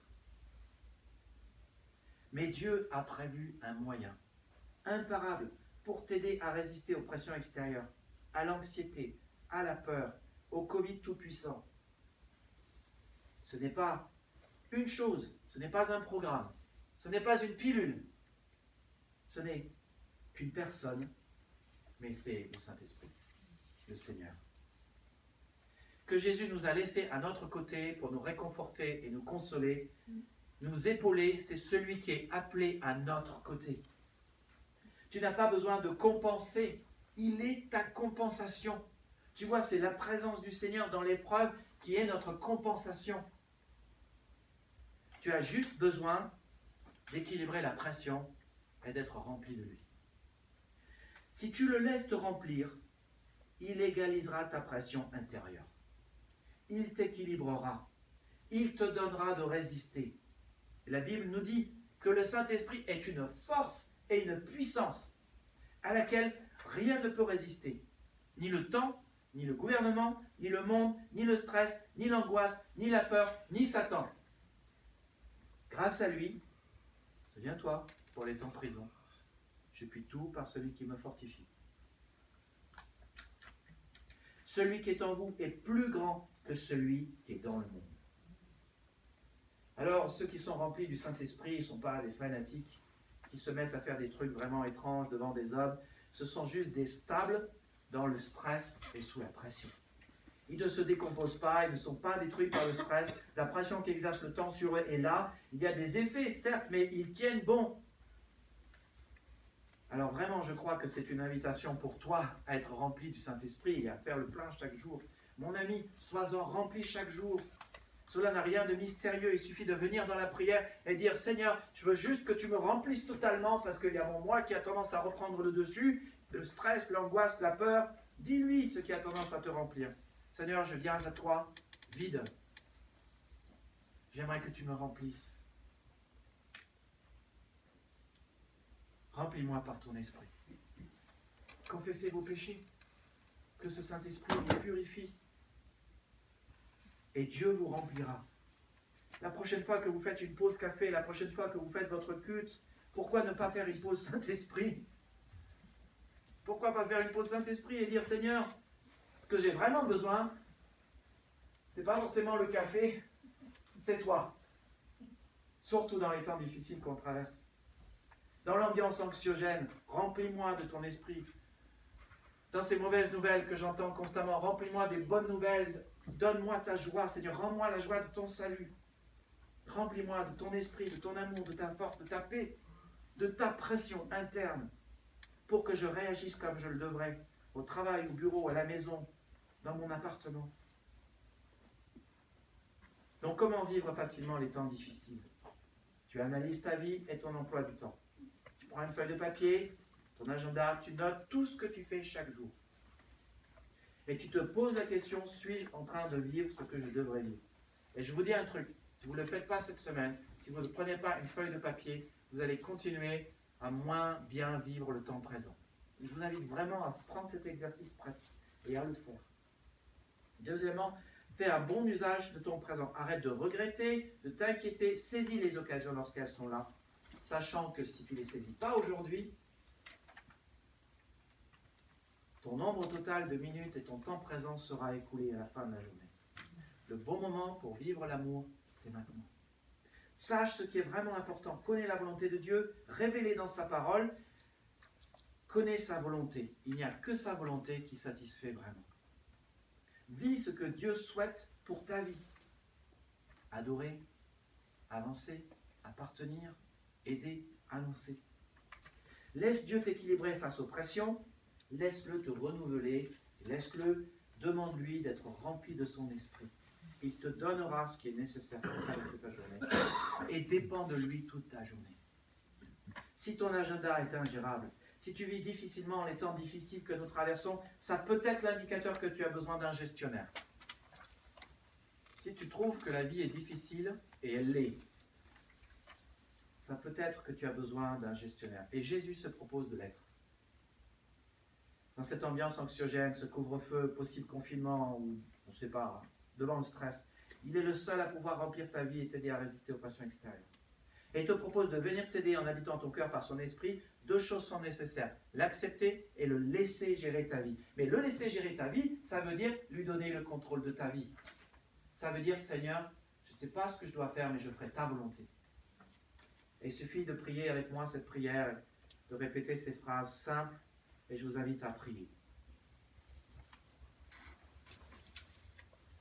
Seigneur, honnêtement, j'ai besoin de toi dans ma vie. Vous pouvez répéter cette phrase dans le secret de votre cœur si vous le désirez. La vie est trop dure pour moi. Seigneur, j'ai besoin du gestionnaire que tu te proposes d'être. Donc, Seigneur, je t'invite et je t'accepte comme gestionnaire et Seigneur. Viens équilibrer ma vie.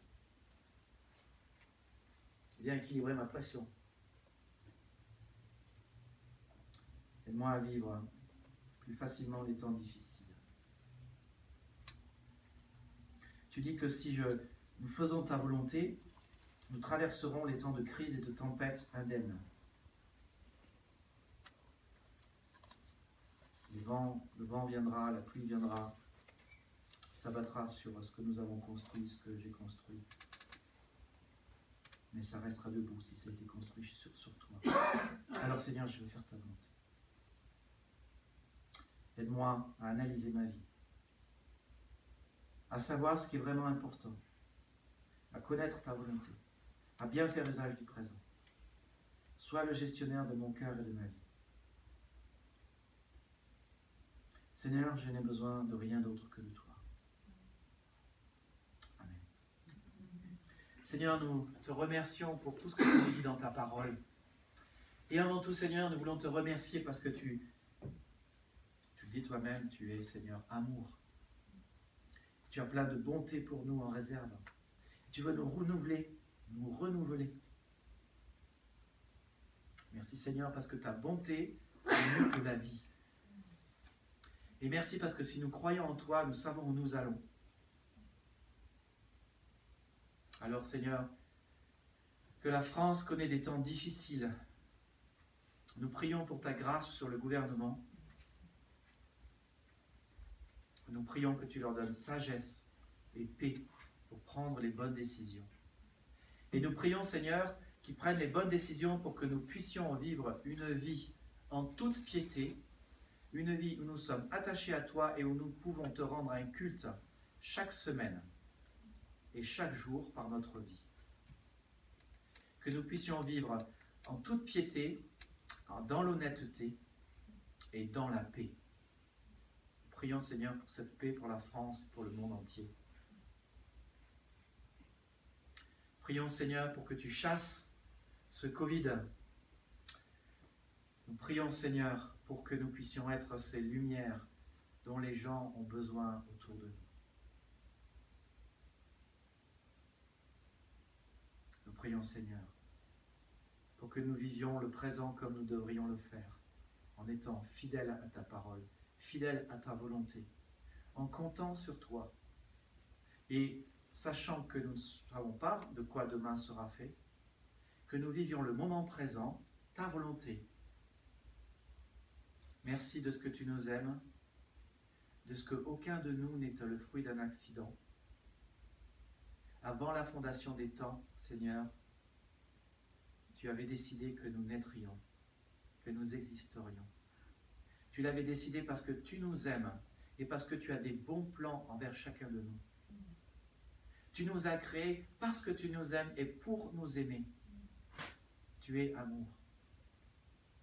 Tu nous as créés pour nous aimer, pour que nous puissions t'aimer en retour. Pour que nous puissions vivre l'amour. Seigneur, ce n'est pas toujours facile. Donne-nous, Seigneur, de pratiquer cet amour les uns avec les autres. Pratiquer cet amour envers notre prochain. Donne-nous, Seigneur,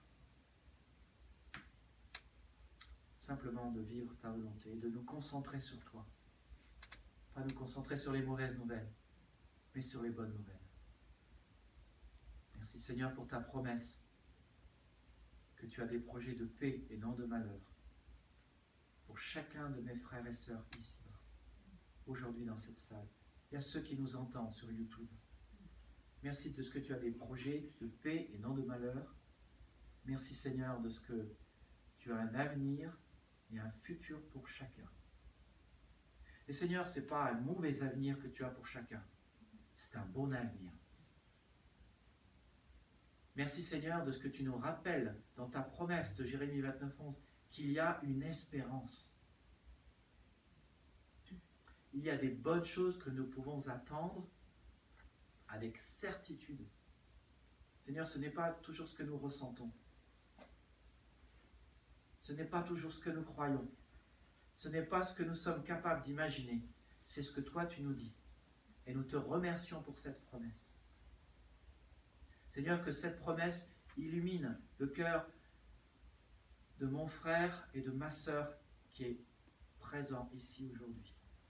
Qu'il illumine nos vies, qu'il illumine nos cœurs, qu'il illumine notre tête, notre entendement, notre intellect, qu'il illumine notre conscience, qu'il illumine notre corps, qu'il illumine tout dans notre vie, Seigneur.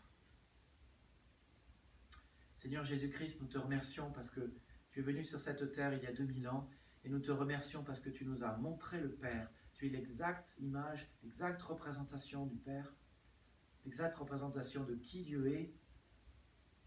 Tu étais un homme de bien, tu faisais le bien, tu guérissais, tu restaurais les cœurs, tu chassais les démons, tu purifiais les lépreux, tu arrêtais les pertes de sang, tu calmais les tempêtes, tu multipliais les pains, tu ressuscitais les morts, et nous te louons, Seigneur, parce qu'aujourd'hui tu es vivant, tu es ressuscité. Te remercions pour toutes les grâces que tu nous donnes, toutes les promesses que tu nous as faites, toutes les paroles de réconfort, toutes les promesses qui calment nos craintes, nos doutes et nos anxiétés et nos peurs. Merci, Seigneur. Et merci de ce que dans les tempêtes que nous traversons, Seigneur, tu vois ce que nous traversons. Rien n'échappe à ta connaissance et à ton contrôle. Merci de ce que tu pries pour chacun de nous. Merci, Seigneur, de ce que dans les moments de désespoir, quand la tempête est au plus fort, quand les vagues sont au plus haut, tu marches sur ces vagues. Tu marches sur nos cauchemars. Tu marches sur ces vagues hautes. Et tu passes aussi dans les creux des vagues. Rien ne te fait peur. Tu es, Seigneur, si je peux dire, surpuissant devant les situations terribles que nous traversons. Et tu viens nous rejoindre au moment de notre désespoir, Seigneur, comme tu le fais dans ce récit de la tempête. Tu viens rejoindre tes disciples. Et quand tu arrives, Seigneur, tu nous invites à relever les défis par la foi avec toi. Tu sais de quoi nous sommes capables et de quoi nous ne sommes pas capables. Et l'essence de ta relation avec nous, c'est que là où nous ne sommes pas capables, c'est toi qui interviens. Seigneur, quel grand Dieu tu es. Quel grand sauveur tu es. Merci de ce que tu as vaincu la mort et de ce que tu as vaincu Satan et de ce que tu as vaincu la maladie. Amen. Je vais demander à Eric et à Priscille de venir me rejoindre devant pour 2 annonces. Lisez le bulletin, donc dimanche prochain, le culte est à 15h, comme j'ai dit tout à l'heure. Attirer votre attention, c'est dans le bulletin. On va refaire une chorale avec 2 répétitions les 2 prochains samedis à 15h30. Donc, pour pouvoir faire des copies d'échange, j'ai besoin d'avoir vos inscriptions. Vous pouvez m'envoyer un petit SMS en disant si vous venez ou non. J'ai déjà une inscription, Éléonore. Donc, si vous souhaitez chanter et nous rejoindre pour le culte du 14 février sur l'amour, inscrivez-vous ou venez me voir et je vous inscrirai. Et on se retrouve samedi à 15h30.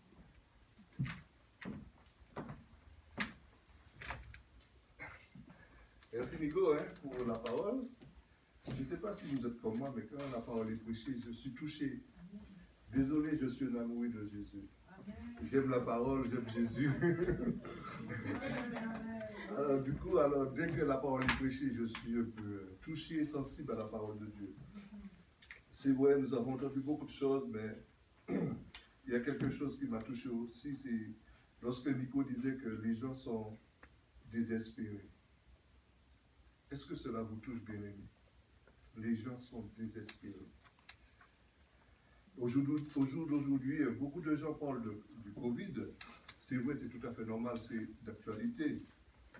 Mais je dirais, est-ce que le Covid n'est pas un moyen pour nous faire sortir dans notre zone de confort spirituel, notre confort spirituel? C'est bien de venir à l'église. C'est bien d'avoir la parole de Dieu, de l'étudier, de prier les uns pour les autres. Mais au fait, est-ce que nous pensons autour de nous, ceux qui ont perdu le travail, peut-être ceux qui sont malades, qui ont attrapé le Covid? Nous, peut-être, nous n'avons pas perdu notre travail. Nous avons toujours à manger. Nous dormons bien. Mais pensons aussi à tous ceux qui sont désespérés. Et je crois, bien-aimés, que nous sommes aujourd'hui ici, c'est parce qu'un jour, nous avons entendu la parole de Dieu. Si je fais un tour en arrière, j'ai entendu la parole, j'avais 15 ans. Je n'ai pas porté attention. J'ai continué à vivre jusqu'à l'âge de 19 ans. Un ami m'a invité à l'église. Viens voir comment ça se passe à l'église. C'est vrai, parfois, nous connaissons Jésus, mais nous avons tendance à garder Jésus pour nous. Nous devons partager Jésus autour de nous. Pourquoi Dieu dit à Josué que ce livre de la loi ne s'éloigne point de ta bouche? Pourquoi il ne dit pas de tes yeux, de tes oreilles, mais de ta bouche, qui veut dire que la parole doit être prêchée. Nous devons prêcher cette parole, ne pas garder cette parole dans notre cœur. Prêcher cette parole autour de nous. Et c'est ce que nous dit la Bible. La foi vient de ce qu'on entend, et ce qu'on entend vient de la parole de Christ. Je connaissais Dieu, je savais que Dieu existait, mais je ne savais pas qui était Jésus. Qu'est-ce que Jésus avait fait pour moi? C'est quand j'ai appris à connaître Jésus, ma vie a été transformée. Quand j'ai dit oui à Jésus, ma vie a été bouleversée, transformée. Si aujourd'hui je suis un enfant de Dieu, c'est parce qu'un jour, Jésus m'a touché. Et il a transformé ma vie. Alors c'est pour cela, bien-aimés, nous devons faire connaître aux autres la parole de Dieu. Et au début, il nous dit, comment donc évoqueront-ils celui en qui ils n'ont pas cru? Et comment croiront-ils en celui qu'ils n'ont pas entendu parler? Et comment en entendront-ils parler s'il n'y a personne qui prêche? Si nous ne prêchons pas la parole, les gens ne sauront pas que Jésus sort. Et cette semaine, j'avais un grand rendez-vous avec un médecin conseil. Il doit décider mon avenir dans les jours à venir. Mais je bénis Dieu parce que Dieu avait tout préparé. Et à la fin, elle ne savait quoi faire. Elle m'a dit, monsieur, je suis un peu troublé, mais c'est la bonne décision. Je vais prendre la bonne décision pour vous. Et c'était la bonne décision. Et après, à la fin, je lui ai dit, madame, docteur, parce que c'est un médecin, je lui ai dit, est-ce que je peux prier pour vous? parce que j'ai parlé, je lui ai dit que je suis un chrétien, évangélique, tout ça. On a parlé un peu de la Bible, et puis à la fin, je lui ai demandé, est-ce que je peux prier pour vous? Elle m'a dit oui. Elle m'a donné son nom, son prénom, et elle m'a dit, pensez à elle dans la prière. Ça nous démontre que les gens ont une petite connaissance de Dieu. Les gens autour de nous, ils ont une petite connaissance de Dieu. Et nous devons faire connaître Dieu autour de nous. Alors, l'évangélisation, ce n'est pas l'élite je dirais, ce n'est pas l'affaire d'une petite élite de personnes. L'évangélisation concerne tout le monde, tous les disciples de Jésus. C'est la première des choses que Jésus a dit. Allez, faites de toutes les nations les disciples, les baptisant au nom du Père, du Fils et du Saint-Esprit. Et enseignez-leur tout ce que je vous ai dit. Et la fin c'est beau. Et je serai avec vous tous les jours jusqu'à la fin du monde. Nous ne sommes pas seuls. Et c'est Dieu qui fait tout. L'apôtre Paul disait que j'ai semé, Apollos a arrosé, et c'est Dieu qui fait quoi? C'est Dieu qui fait quoi? C'est Dieu qui sauve. Le salut, c'est à Dieu. C'est lui l'auteur du salut. Nous avons qu'à annoncer la bonne nouvelle et ne pas la garder pour nous. Alors, c'est pour cela que j'ai besoin de vous, l'Église a besoin de vous. Et nous sommes là aussi pour annoncer la bonne nouvelle. Alors, samedi prochain, samedi 6 février, bon, on a mis de 11h à 12h par rapport à mes horaires parce que j'ai des horaires à respecter et on a choisi ces horaires. Et puis aussi, quand il est 15h, il fait déjà nuit. Alors, il est profité d'aller plus tôt pour terminer plus tôt. Alors, pour tous ceux qui sont disponibles, bien aimés, samedi 6 février, quand je dis disponible, trouvez le moment. Parce que c'est vrai, on a entendu ce message. Qu'est-ce que nous faisons de notre temps? Il faut, je crois, que nous mettre au travail parce que le monde autour de nous a besoin de connaître Dieu. Alors, samedi prochain, 6 février, de 11h à 12h30, nous irons soit à la gare, soit peut-être près de Carrefour, pour annoncer la parole. Nous allons peut-être, nous allons profiter pour distribuer des traités, des CD, en ce qui concerne Jésus, la vie de Jésus. Et aussi, nous aurons un petit support avec des questionnaires pour expliquer, pour poser des questions aux gens par rapport à tout ce qu'ils sont en train de vivre. Parce que comme nous avons entendu, les gens sont malheureux, les gens, ils sont troublés, ils sont désespérés. Et devant toutes ces choses-là, nous connaissons, nous avons la solution à tous ces problèmes. C'est Dieu, c'est Jésus bien-aimé.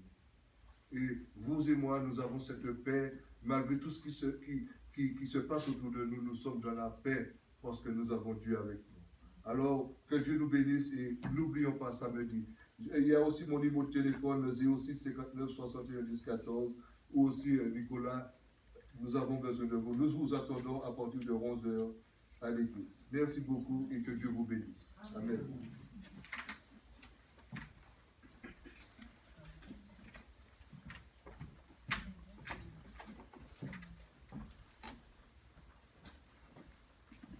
Je vous invite à vous lever et nous allons reprendre la chance dans le calme.